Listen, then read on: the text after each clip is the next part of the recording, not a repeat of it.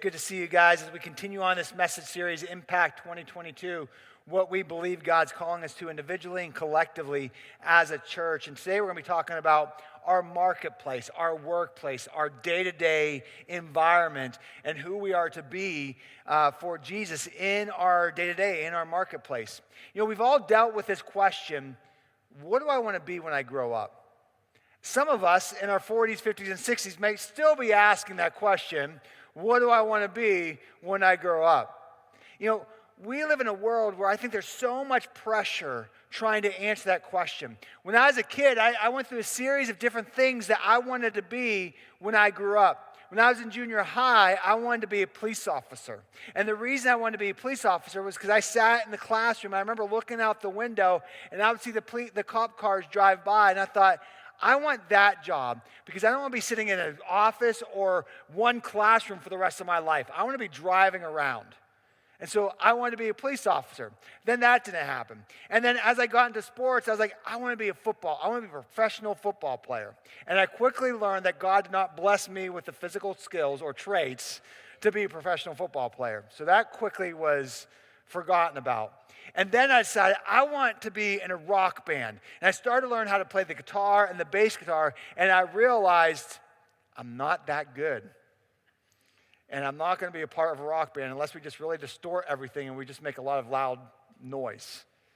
You know, I'm not that good. I throw that out the window. And I remember trying to figure out, what do I want to be when I grow up?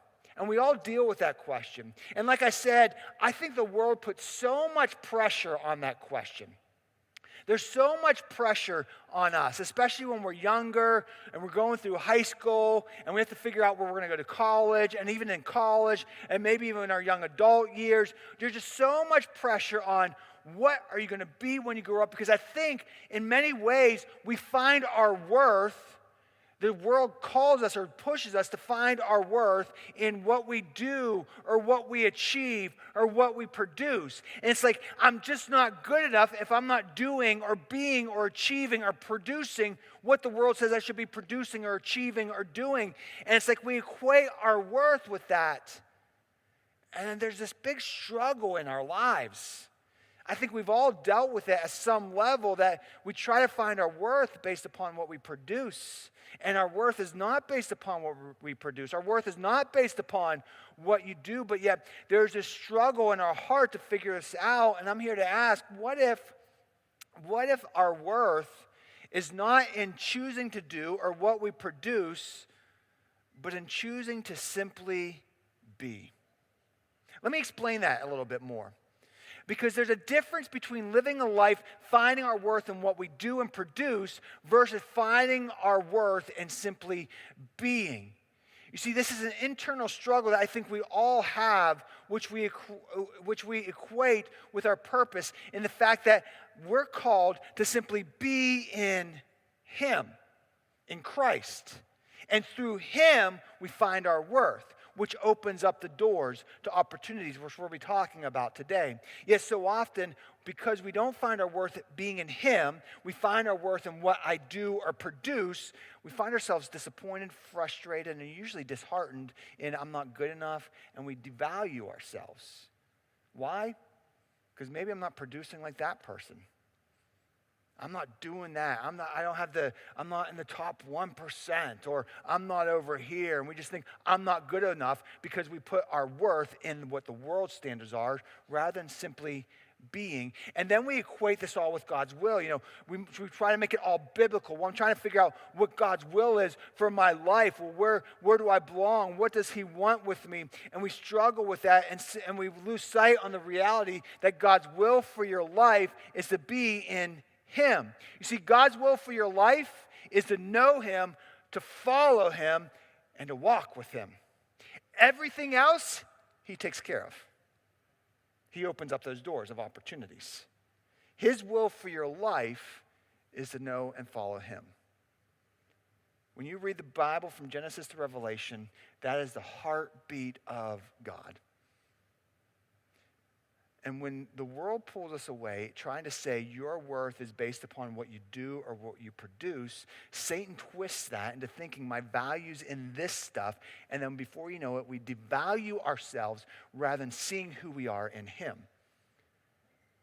See, what if our worth was actually just simply in the art of being in him? You see, that's what God's desire is for you. And then when we simply be in him, we find our worth in him rather than what I do or what I produce in this world.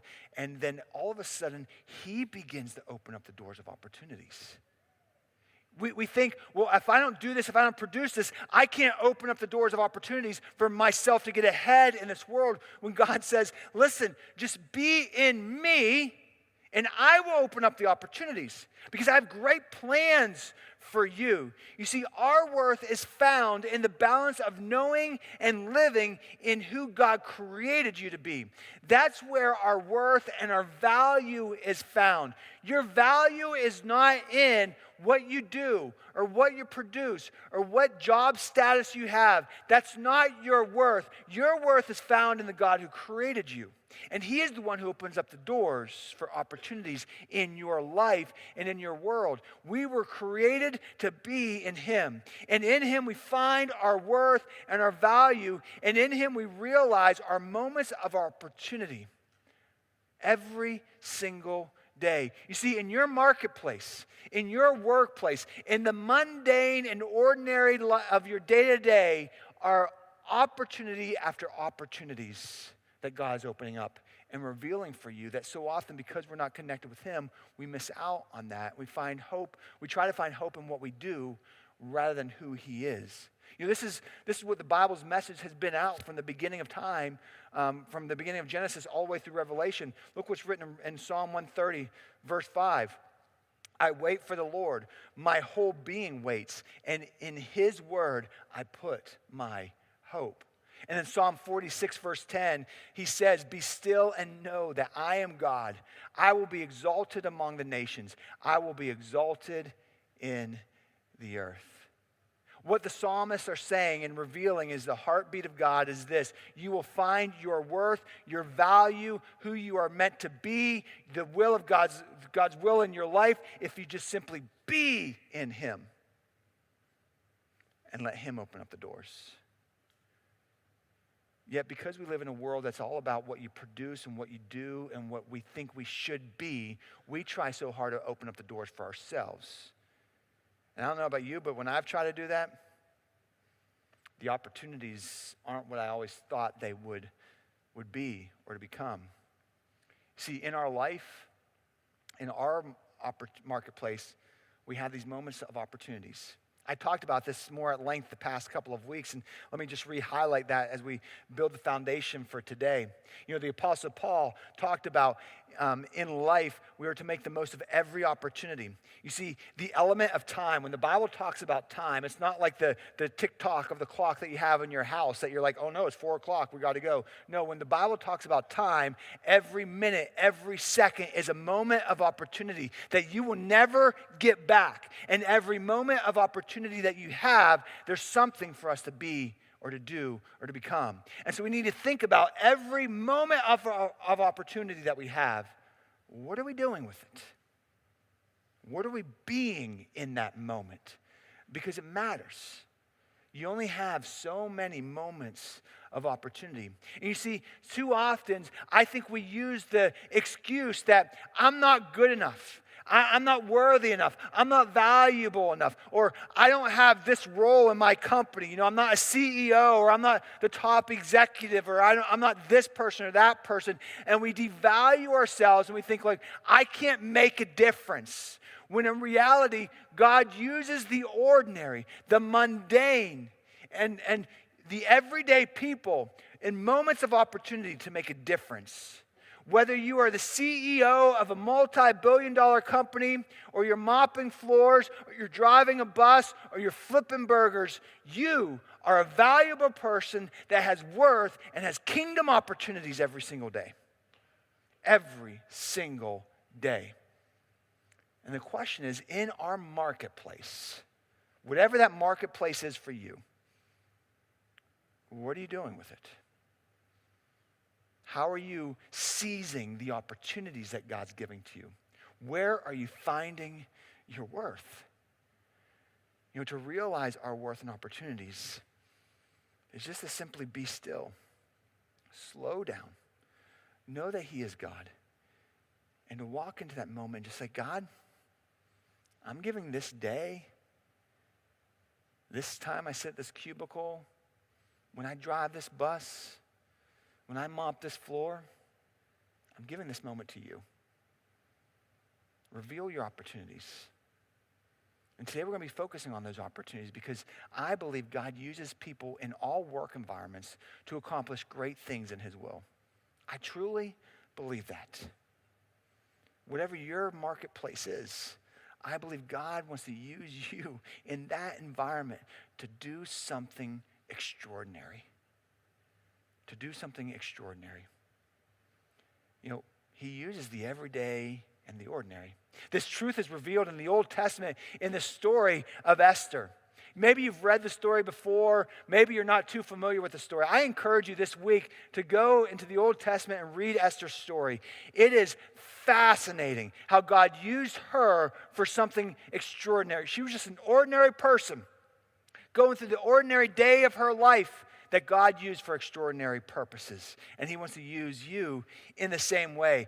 I'm going to be giving you a really quick Cliff Notes overview of this story. So like I said, go home and read the story. It's truly fascinating. But Esther became queen. And she was just an average person. And at this time, the king was looking for a new bride. And before Disney ever existed, here was one of the first queen romance love stories as the king was searching for his bride in all the kingdom. He was looking for the most beautiful, the most awe-inspiring lady out there. And there she was, Esther. And he took her in to be his bride. And he took her home and he fell in love with her. And then there was a time when Esther learned of an assassination plot against the king, and she warned him of it, and he was able to stop the assassination from happening, and he loved her even more because she protected him. But even in that time period, there was a problem.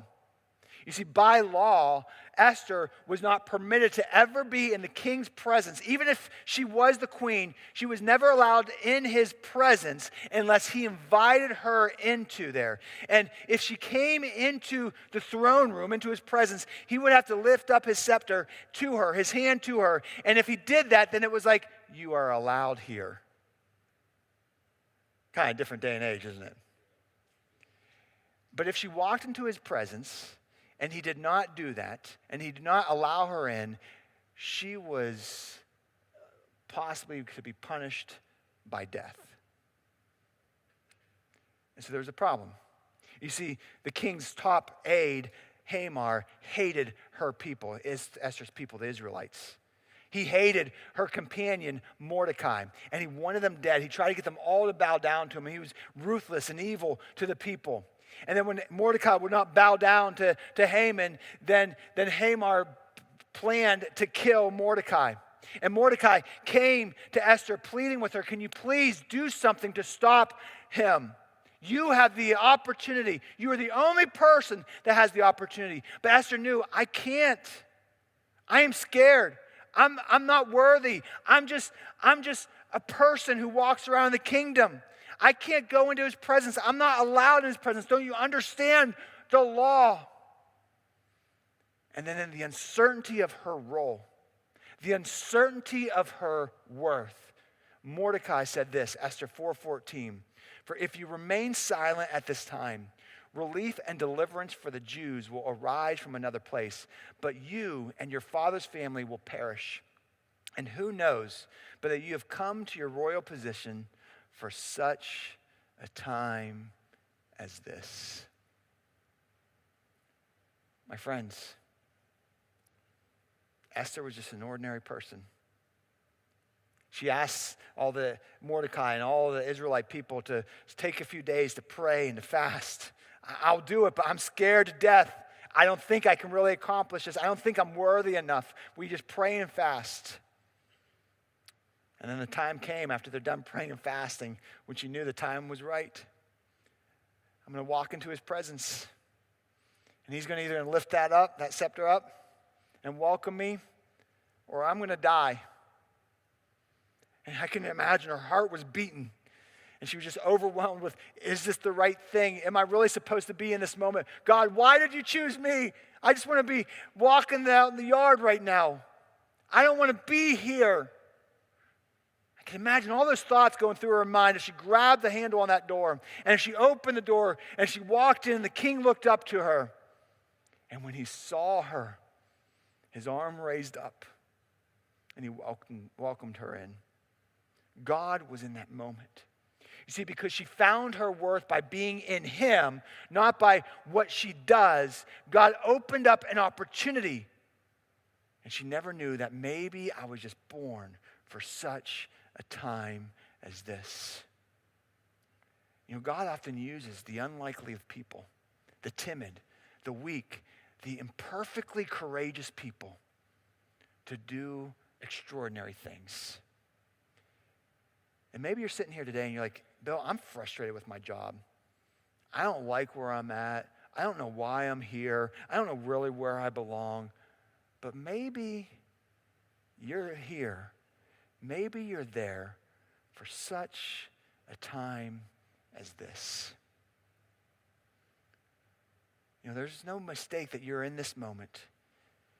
And while God can often work through miracles, and he can, more often than not, God works through the ordinary. His greatest work often happens in the ordinary of our to-dos in our day-to-day, when he just makes opportunity after opportunity after opportunity that happens in our life. You know, the world doesn't need Christians running from the workplace. The world needs Christians who are standing in the gap in the workplace for kingdom opportunities, to be his light and to be his love. You see, I believe with all my heart, our marketplace is a vehicle for kingdom opportunities. Our marketplace is a vehicle for kingdom opportunities. And to help with this message and the development of this message, I reached out to 4 individuals to help me develop this, to give me some of their feedback in their marketplace. I talked to a corporate director, a corporate vice president, a director of sales manager, and a small business owner to give me their feedback on how they live for Christ while they work in their environment, how they walk by faith in their work, and what kingdom opportunities do they see, and what does that mean in their journey. And it's truly fascinating. As I talked and as I read what they wrote to me, their answers all found unity. And none of them talked to each other. And I believe that through them, we see some tremendous value of kingdom opportunities that can happen. You know, one of the people told me in what he wrote back to me, he said, kingdom impact is made up of more of 100 small interactions rather than one big event. You know, it's not like you walk into your office tomorrow like, hey guys, Jesus loves you. That's not going to happen. And probably people are going to think you're weird. But you know what really makes a difference?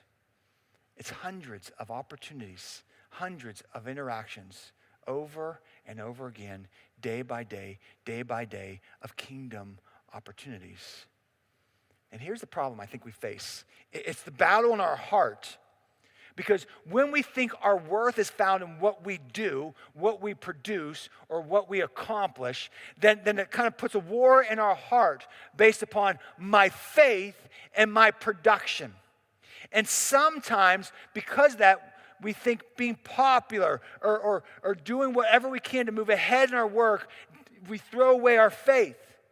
And we throw away our priorities in our heart. And in doing so, we miss kingdom opportunities. My friends, advancing in work or gaining popularity in your workplace does not matter when you throw away your faith. Jesus said, what good is it for you to gain the whole world yet lose your soul? And too many people are too quickly willing to throw away their faith to advance in their workplace. And can I just be honest with you? If Esther did that, just think of the opportunity she would have missed. You have no idea what opportunities you may be missing when you value your worth on your production more than your value of who you are in him.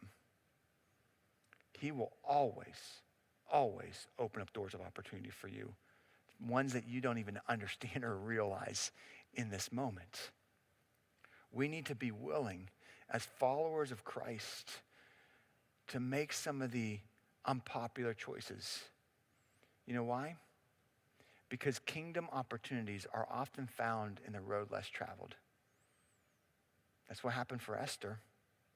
Because those roads less traveled often make the most impact in a co-worker's life and in a project long term.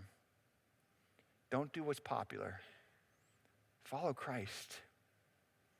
And sometimes we find ourselves going to work on Monday morning, we're just frustrated. We just wish it was Friday.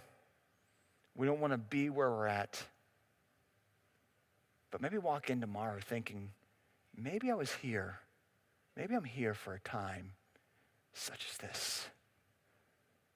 Maybe God's opening up opportunities for me beyond my wildest of dreams, beyond anything I could ever imagine. But to realize this, we need to walk into work every single day with a kingdom focus, with a kingdom heart.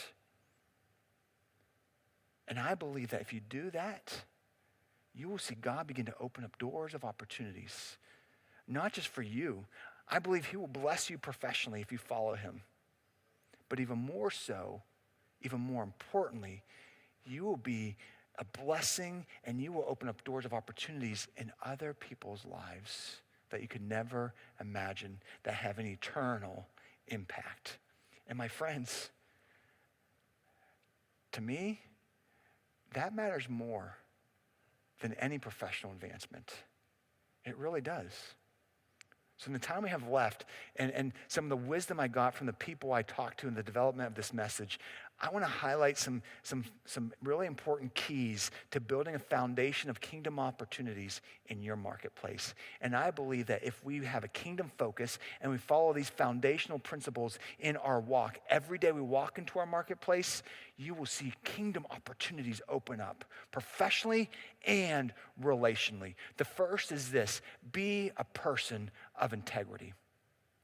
That is one of the most important things in our Christian walk, that we need to always be a person of integrity. Make sure that you are the same person wherever you are at. We talked about this at length last week, and I encourage you, if you missed last week's message, to grab it on YouTube and listen to it, because how valuable that is, what we talked about, who we are and whatever pockets of people we are in matters. And make sure what you say publicly is who you are privately, because it makes a difference. You know why? Someone's watching you. All the time, someone's watching you. There's enough cameras in this world to know someone's always watching you. So make sure you are who you are all the time, no matter the audience. Because a person of integrity is someone who treats others fairly. Even if you disagree with them, even if you don't like them, even if you're always butting heads with them in the meetings, you treat them fairly. Whether they're the CEO or they're mopping the floors, you treat them the same and you treat them fairly, because that is a person of integrity. When you walk into your office to be kingdom focused, no matter who I walk into, I'm going to treat every person fairly, whether I think they can help me get ahead or not. Whether I think they're in my way to get ahead or not, I'm going to treat them fairly and respect and the same. You know why? Because that's what God wants me to do. Because every person matters. Every person matters. And know your values. Specifically, are your values set in God's word? Like I said a moment ago, my fear is that too often in our world today, too many of people are so quick to throwing away their values on the foundation of Christ to advance in their workplace. And guess what? When that happens, you don't open opportunities. You slam the door shut on opportunities. Our professional advancement, don't get me wrong. Yes, it matters. And we'll talk about that more in a moment. But what matters most is the person that you are in him. And if you throw that away just to get ahead at work, you've lost what's most important. We can't do that. We can't do that. Know your values. Align your faith and your priorities with God and be consistent in your actions. Like I said, when someone sees you in this meeting and this meeting or walking through the hall, they should see the same person every time. A person of integrity that says, you know what? I can trust this person. I may not always agree with them, but I know I can trust Bill. I know he'll get things done. I know he'll be the same person. Be a person who's honest, trustworthy, and always willing to serve somebody else. Jesus said this.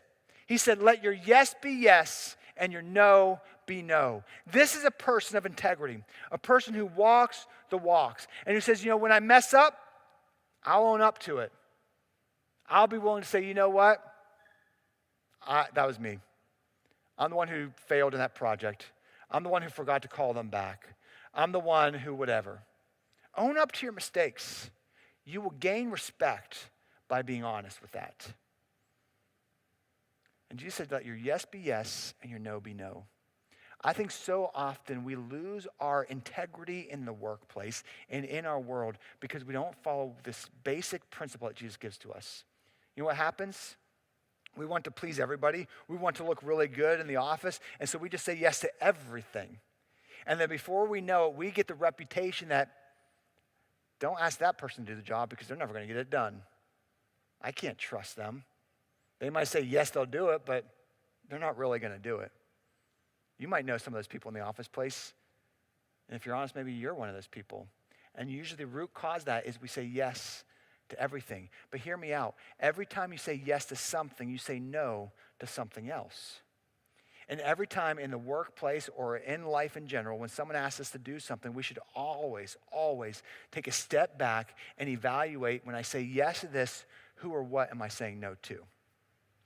Because oftentimes what happens in the work environment, if you're working on projects, you say, I'll do that. I'll take care of that project. But then all of a sudden you just realize when I said yes to this, that project I agreed to yesterday, I don't have time to do it anymore. And then you lose your integrity. Or you're at 4 o'clock, it's time to clock out and go home, and your boss says, I need you to stick around for this for another hour. Can you do it? And then before you say yes, you also think about, wait, I just told my kids I would be home with them. Today was really important. If I say yes to my boss, I'm saying no to them.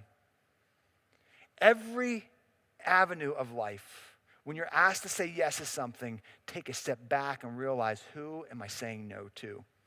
Because every time you say yes to something or someone, you're saying no to something or someone else. And we need to evaluate, is it worth it? Is this worth it? Am I going to be a person of my integrity? Can I complete this? And can I be honest with the other things I said yes to? That matters. Be a person of integrity. Secondly, the second foundation is to invest in others. The Bible is so full in the importance of investing in other people. Who are you pouring into professionally and also spiritually? And the same is true of what you receive. Who are you allowing to mentor you? Who are you allowing to invest into you? Who are you allowing to mentor you, whether it's professionally or spiritually? And in order to invest into people, can I just encourage you to stop talking about people and talk to them? That's one of the greatest flaws of our society is we've become very good at talking about people rather than being biblical and going to the person if we have a problem with them or if we have an issue. Don't talk about people. Be a person of integrity and talk to them and give others the opportunity. Treat them well. So often I think we don't pour into other people, we don't invest in other people because our pride gets in the way and we don't want other people to get ahead of us. And we think, well, if I invest in them, they could step into my job and then I won't be needed anymore, and pride gets in. But so often we don't advance because we're not helping other people advance professionally or spiritually. Realize that as Christians, as followers of Jesus, we have a responsibility for other people. You have a responsibility for other people. No matter what your marketplace is, no matter what your role is in life, you have a responsibility as a follower of Jesus for other people. How you treat them, how you invest into them reflects your relationship with Christ and reflects who you are in Him. And investing in other people takes time, and love, authenticity, and consistency. In the New Testament, the Apostle Paul, as you read through the New Testament, that was one of his primary missions. As he planted churches, as he went to his marketplace, which was a tent maker. As he went through his day-to-day, everywhere he went, his primary focus was, who can I invest in? Who can I bring under my wings and develop? And every day, I think, and every week, we should be asking in our marketplace, in our life, professionally and spiritually, who am I investing in? And who's investing in me? Because it matters. The third foundational piece to open up kingdom opportunities is to listen, to understand. There's a reason God gave us 2 ears, right? You've heard that before. But I think in the totality of our society, I think we really struggle with listening. We're more quick to try to get our point across or our thought across, or we listen to try to get our point across, or we half listen to people. But like I said, we need to listen to understand. That takes the ability just to step back. You know what? I'm just going to zip my lips. I want to hear your heart. Where are you coming from? Why are you coming in that way? What is your thought process? What's your life experiences? Understand is valuable. Let me tell you something. One of the greatest skills that you can have in life is not public speaking, is not anything else. You know what? The greatest skill that you can have in life that will get you ahead more than anything else is your ability to listen, to understand. And so often we see brokenness in our homes, we see brokenness in our relationships, and we see dysfunctional workplaces. Why? Because we just fail to listen. We fail to listen. Listening does not mean I'm giving up my values. Listening does not mean I'm giving in, but you may learn something. You may learn something when you just listen to where they're coming from. Take time just to listen. And here's another important tool to listen.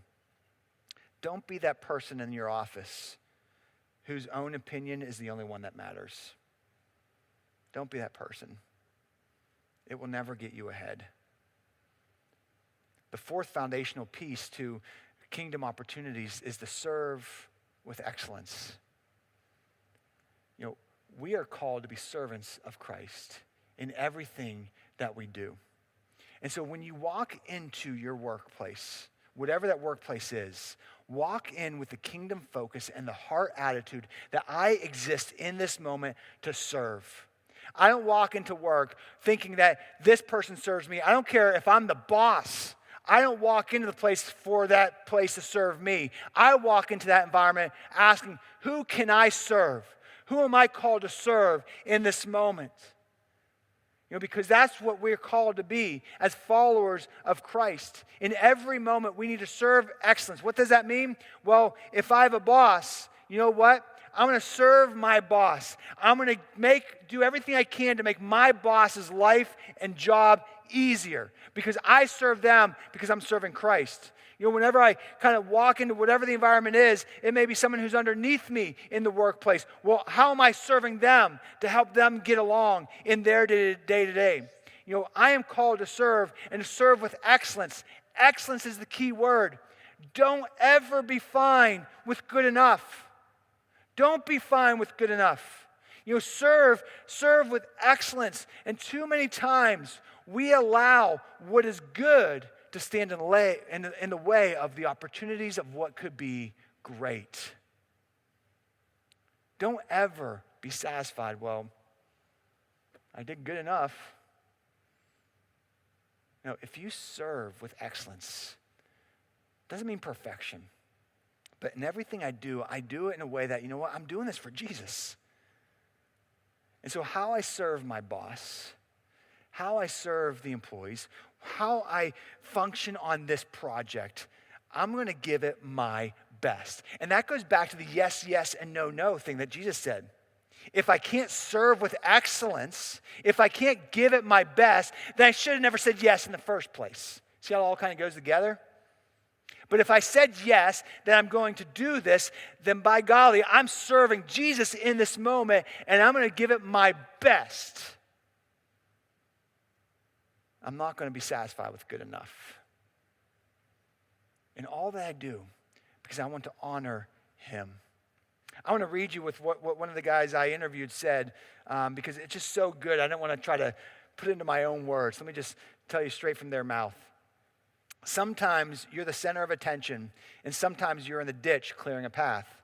Be aware of which role you are called to in that particular situation. Surround yourself with people who have stronger skills or are farther in their walk than you are. Don't be threatened by them, even if they report to you. Surround yourself with people who will challenge you to grow to your full potential. Surround yourself with people who will give you honest feedback. Read as much as you can and never stop learning. Do the job that no one else wants to do. Make your boss's job easier. Have a joyous heart, and people will gravitate to you and want to know that what your source of joy is. Coach your teammates so that one day they can replace you, or you'll never be able to move up. And as you climb up the ladder in whatever your workplace you're in, always remember the value of serving others. Don't ever forget that. The final foundation to kingdom opportunities in your marketplace is to demonstrate hope. And in order to demonstrate hope, we need to experience hope. That goes back to what I said at the beginning. Our worth is not in what we do or produce. Our worth is in being in him. And the more we understand that and live by that, the more we find our worth and experience his hope in our life, that we can share his hope with others. And know this, good days and bad days are full of circumstances. And every circumstance that you have in your workplace, in your life, are tools. They're tools that God uses. And the more you use those tools and develop those tools, the more you experience his hope and the more you live out his hope. Every opportunity that you have is an opportunity to experience God's hope and worth in your life and to share his hope. And this happens by being real, authentic, and consistent in the hope that you have. And you have no idea what doors God may open up. Doors like Esther. One of the people I talked to shared this story.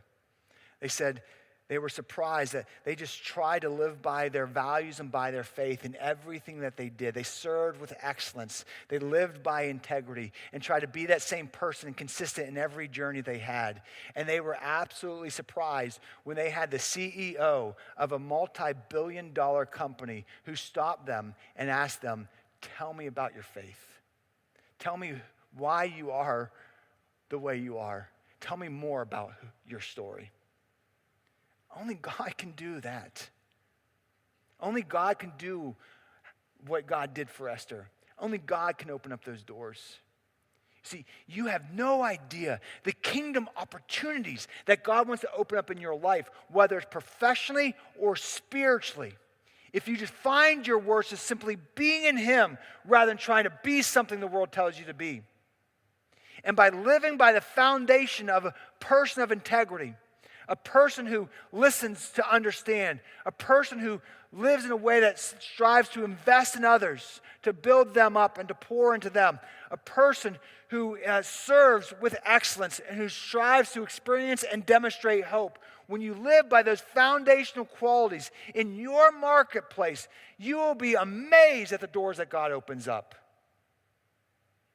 doors you could never have imagined before. Maybe one day you'll be standing before a king or a CEO or somebody else who asks you, tell me about the hope that you have. There's something different here. See, God's just waiting to pour out the blessings in your life. The opportunities are there. But they're there when we find our worth in him and walk with him in our marketplace rather than trying to strive for our own heart and our own desires. You know, back in the day, thousands of years ago, the people of Israel were in a very dark, dark place. Hope just seemed lost. Hope seemed impossible. Hope didn't even seem like a possibility. And God spoke through the prophet Jeremiah these words in Jeremiah 29, verse 11. For I know the plans I have for you, declares the Lord. Plans to prosper you and not to harm you. Plans to give you hope and a future. God has great plans for you. It may not be plans necessarily to advance to the top level of your corporate world or wherever you work. Maybe it is. Maybe it isn't. His plans may be professionally, but a lot of times his plans are spiritually. Opportunities that you never thought would even be possible. But it starts with us finding our worth in him. Following the pattern that he gives us to walk in our day-to-day life. And he will open up kingdom opportunities. But we need to just be with him.